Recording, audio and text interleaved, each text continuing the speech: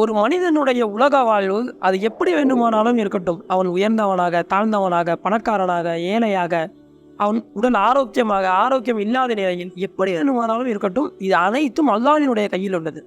அவன் நாடியவர்களுக்கு நாடியதை கொடுப்பான். ஆனால் நாளை மறுமை வாழ்வு ஒன்று இருக்கிறது. அதில் அவன் வெற்றி பெற வேண்டும் என்றால், அது மட்டுமல்ல, அதற்கு முன்னாடி கபரினுடைய வாழ்வு. ஏனென்றால் இந்த கபரோட வாழ்வு என்பது மறுமையினுடைய முதல் படி. இதில் ஒருவன் வெற்றி அடைந்து விட்டால் அடுத்து வரக்கூடிய அத்துணை சோதனைகளிலும் அவன் வெற்றி பெற்று விடுவான். இதில் ஒருவன் தோல்வி அடைந்து விட்டால் அல்லாஹ் பாதுகாக்க வேண்டும். இந்த கபர் ஒரு மனிதனுக்கு 2 விதமாக அமையும். ஒன்று, அவனுக்கு சொர்க்க பூஞ்சோலையாக அமையும். இல்லை என்றால் நரக படுகொலியாக அமையும். இந்த கபரில் நாம் வெற்றி பெற வேண்டும் என்றால் நம்முடைய வாழ்வு எந்த வகையில் இருக்க வேண்டும் என்பதை கபரே நம்மிடத்தில் பேசியிருக்கிறது. அதன் அடிப்படையில் ரசூல் ஸல்லல்லாஹு அலைஹி வஸல்லம் அவர்களும் ஒரு 4 காரியங்களை சொல்லியிருக்கிறார்கள். அஸ்ஸலாமு அலைக்கும் வரஹ்மத்துல்லாஹி வபரகாத்துஹு.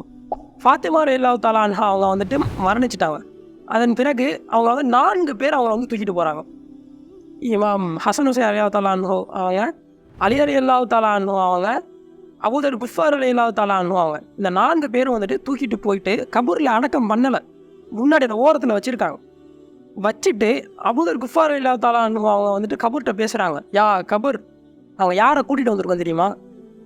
இவன் ஹசன் ஹுசைன் ரலியல்லாஹு தஆலா அன்ஹு அவங்களுடைய தாயார், அலி ரலியல்லாஹு தஆலா அன்ஹு அவங்களுடைய மனைவி, ஃபாத்திமத்து பின்த் முஹம்மது ரசூலுல்லாஹி ஸல்லல்லாஹு அலைஹி வஸல்லம் அவர்களினுடைய அருமை மகளான ஃபாத்திமா ரலியல்லாஹு தஆலா அன்ஹா அவர்களை கூட்டி வந்திருக்கிறோம் அப்படின்னு சொல்லிட்டு சொல்கிறாங்க. ஆச்சரியத்திலும் ஆச்சரியம், சுப்ஹானல்லாஹ். அந்த கபூர் அந்த இடத்துல பேசியது, என்னிடத்தில் இன்னார் இன்னார், அதாவது சொந்த பந்தங்களை வைத்து வரக்கூடிய இடம் இது கிடையாது. என்னிடத்தில் வந்து வெற்றி பெற வேண்டுமேயானால் அவனிடத்தில் நல்ல குணம், சாலிஹான அமல், நல்ல எண்ணம் இருக்குமேயானால் என்னிடத்தில் வெற்றி பெறலாம் என்று அந்த கபூர் அந்த இடத்துல பேசியது. இதை பார்த்த உடனே அபூதர் குஃபார் ரலியல்லாஹு தஆலா அன்ஹு அவங்க வந்துட்டு தகச்சிட்டாங்க. இந்த ஹதீஸுக்கு கீழே எழுதுவாங்க, ரசூல் ஸல்லல்லாஹு அலைஹி வஸல்லம் அவங்க வந்துட்டு ஒரு 4 விஷயங்களை சொன்னாங்க. ஒரு மனிதன் கபர் வாழ்வில் வெற்றி அடைய வேண்டும் என்றால் இந்த 4 காரியங்களை அவன் தவிர்த்து கொள்ளட்டும் சொன்னான். முதல் காரியம், அவன் பொய் பேசுவதை விட்டும் தவிர்த்து கொள்ளட்டும், புறம் பேசுவதை விட்டும் தவிர்த்து கொள்ளட்டும், கோல் சொல்வதை விட்டும் தவிர்த்து கொள்ளட்டும். அது மட்டும் இல்லாமல் ஒரு சில விஷயம் சொல்லும் போது கேட்குறவங்களுக்கு முகம் கூட சுளிக்கலாம். ஆனால் இது ஹதீஸ், இதை நம்ம எதுவுமே பண்ண முடியாது. ஒரு மனிதன் நின்று கொண்டு சிறுநீர் கழிப்பதை விட்டும் அவன் தவிர்த்து கொள்ளட்டும். நம்ம சின்ன காரியம் நினைக்கிறோம், ஆனால் அது ஒரு சின்ன காரியத்தை கொண்டு அவனுடைய மொத்த அமலையும் அதை அழித்து விட்டு அவன் சரகத்திற்கும் செல்ல முடியும். ஒரு சின்ன காரியம், அதே ஒரு கல்லை நவத்தி வைக்கிற காரியமாக இருக்கட்டும், இது அல்லாஹ்வினுடைய பொருத்தத்தில் அது வருமையானால் அவன் அந்த ஒரு காரியமே போதும் அவனுடைய பாவம் எல்லாம் அழிந்து அவன் சொர்க்கம் செல்வதற்கு. எதையுமே நம்ம சின்ன விஷயம் தானே நம்ம அதை எடுத்துக்கவே கூடாது. ஒரு ஹதீஸ்ல வரும், ரசூல் ஸல்லல்லாஹு அலைஹி வஸல்லம் அவங்க வந்துட்டு ஒரு சஹாபாக்களோட நடந்து போயிட்டு இருக்காங்க. போகும்போது 2 கபூர் இந்த இடத்துல இருக்குது. ரசூல் வந்துட்டு அந்த இடத்துல அப்படியே நின்ட்டாங்க. நின்றுட்டு பக்கத்தில் இருக்கிற மரக்கிளைய உடச்சி வந்துட்டு அதை 2ஆக புட்டுட்டு 2 கபூர்லேயும் வைக்கிறாங்க.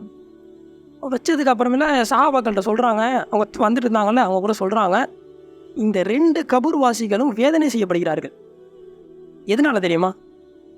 அவங்களுடைய மிக பெரும் பாவங்கள் எதுவுமே கிடையாது, பெரும் பாவங்களால் அல்ல, நம்மளுடைய பாவையில் அது ரொம்ப சின்ன விஷயம். ஒரு மனிதர் சிறுநீர் கழித்து விட்டு சரியான முறையில் சுத்தம் செய்ய வேண்டும், அந்த காரணத்தால் அவர் வேதனை செய்யப்படுகிறார். இன்னொரு மனிதர் கோல் சொல்லி கொண்டு திரிந்தார்.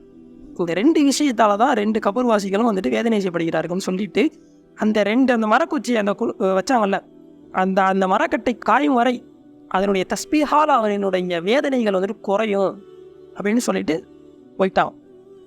இன்னொரு ஹதீஸில் வரும், ரசூல் ஸல்லல்லாஹு அலைஹி வஸல்லம் அவங்க வந்துட்டு அவங்க ஒரு கட்டத்தில் உட்காந்து ரொம்ப வருத்தப்பட்டு இருக்காங்க தன்னுடைய உம்மத்தார்களை நினச்சி. அப்போ ஜிப்ரீல் அலைஹிஸ்ஸலாம் அவங்க வந்து இறங்கி சொல்கிறாங்க, ஏன் ரசூலல்லாஹ் இவ்வளோ வருத்தமாக இருக்கீங்கன்னு கேட்க போகும்போது ரசூலுல்லாஹி ஸல்லல்லாஹு அலைஹி வஸல்லம் சொல்கிறாங்க, என்னுடைய உம்மத்தார்களை நினைத்து நான் வந்து வருத்தமாக இருக்கேன் சொல்லிட்டு. அப்போ ஜிப்ரீல் அலைஹிஸ்ஸலாம் கேட்குறாங்க, ஈமான் கொண்ட மனிதர்களை நினைத்தா அல்லது ஈமான் கொள்ளாத நபர்களை நினைத்தா அப்படின்னு கேட்க போகும்போது ரசூலுல்லாஹி ஸல்லல்லாஹு அலைஹி வஸல்லம் சொல்கிறாங்க, ஈமான் கொண்டவர்களை நினைத்து சொன்னாங்க. அப்போ ஜிப்ரீல் அலைஹிஸ்ஸலாம் என்ன பண்ணுறாங்க, அவங்கள கூட்டிகிட்டு போகிறாங்க. ஒரு இடத்துல கூட்டிகிட்டு போயிட்டு ஒரு கபரை தட்டி அல்லாஹ்வினுடைய உத்தரவை கொண்டு உன்னை எழுப்புகிறேன்னு சொல்லிட்டு அந்த கபரை தட்டி ஒரு மனிதரை எழுப்புறான். அந்த மனிதர் எந்திரித்தார். லா இலாஹ இல்லல்லாஹ் என்ற வார்த்தையோடு கலிமாவோடு அவர் எந்திரித்தார். அவருடைய முகம் அப்படியே பிரகாசமாக ஜொலித்து கொண்டு இருந்தது. இந்த இந்த நிலையை ரசூலுல்லாஹி ஸல்லல்லாஹு அலைஹி வஸல்லம் அவங்க பார்த்த உடனே ஒரு சந்தோஷம் தாங்கலை. அப்போ ஜிப்ரீல் அலைஹிஸ்ஸலாம் என்ன பண்ணாங்க, அல்லாஹ்வுடைய உத்தரவை கொண்டு நீ எப்படி வந்தாயோ அப்படியே போப்பான்னு சொல்லிட்டு கபருக்குள்ள அனுப்பிச்சிட்டாங்க. திரும்ப கொஞ்சம் தூரம் கொண்டு போகிறாங்க. இன்னொரு கபரை தட்டி எழுப்புறாங்க. அல்லாஹ்வுடைய உத்தரவை கொண்டு உன்னை எழுப்புகிறேன் சொல்லிட்டு தட்டி எழுப்புறான். அந்த மனிதர் எந்திரித்தார். அலங்கோலமான நிலையில், கண்ணெல்லாம் அப்படியே ப்ளூ கலரில், பார்க்கறதுக்கு விகாரமான தோற்றத்தோடு அவர் எந்திரித்த பொழுது சொன்னார், எனக்கு ஏற்பட்ட கை சேதமே, எனக்கு ஏற்பட்ட கை சேதமே என்ற நிலையோடு அவர் எந்திரித்தார். இதை பார்த்த உடனே ரசூலுல்லாஹி ஸல்லல்லாஹு அலைஹி வஸல்லம் வந்துட்டு திகைச்சிட்டாங்க. இப்போ ஜிப்ரீல் அலைஹிஸ்ஸலாம் மறுபடியும் அல்லாஹ்வுடைய உத்தரவை கொண்டு நீ உள்ளே போப்பான்னு சொல்லிட்டு அனுப்பிச்சிட்டாங்க. அனுப்பிச்சிட்டு சொன்னாங்க, ஒரு மனிதனுடைய வாழ்வு சீரான முறையில் அமையுமையானால் அவனுடைய கபர் வாழ்வும் சீரான முறையில் அமையும். அவனுடைய வாழ்வு எப்படியோ அப்படித்தான் அவனுடைய மரணம் இருக்கும். அவனுடைய மரணம் எப்படியோ அந்த நிலையில்தான் அவன் நாளை மறுமையில் எழுப்பப்படுவான் என்று சொன்னார்கள். இந்த விஷயத்தை அப்படியே ரசூலுல்லாஹி ஸல்லல்லாஹு அலைஹி வஸல்லம் வந்து சொல்கிறாங்க. ஜிப்ரீல் அலைஹிஸ்ஸலாம் எனக்கு இந்த விஷயத்தெல்லாம் எடுத்து காட்டினாங்கன்னு சொல்லிட்டு மக்களுக்கு மத்தியில் அவங்க வந்து சொல்கிறாங்க.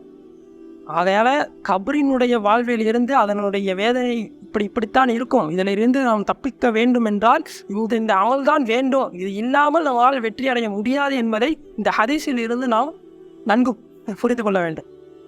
அது மாதிரி இந்த சிறுநீர் விஷயத்தில் பார்த்தீங்கன்னு சொன்னால், இந்த காலத்தில் எங்கே போனாலும் சரி அவன் அது மாதிரி செட் பண்ணியே வச்சுருக்கான். நீ நின்றுக்கிட்டு தாண்டா போகணும் அப்படின்ற மாதிரி எந்த இடத்துக்கு போனாலும் சரி அவன் அது மாதிரி செட் பண்ணி தான் வச்சுருக்கான். எல்லாம் பாதுகாக்க வேண்டும். நம்ம தான் அதிலிருந்து தவிர்த்து கொள்ள வேண்டும். கபரை நினைத்து வாழ வேண்டும். சஹாபாக்களும் அவனுடைய வாழ்வை அப்படித்தான் நினைத்து வாழ்ந்தார்கள். நாமும் அப்படித்தான் வாழ வேண்டும்.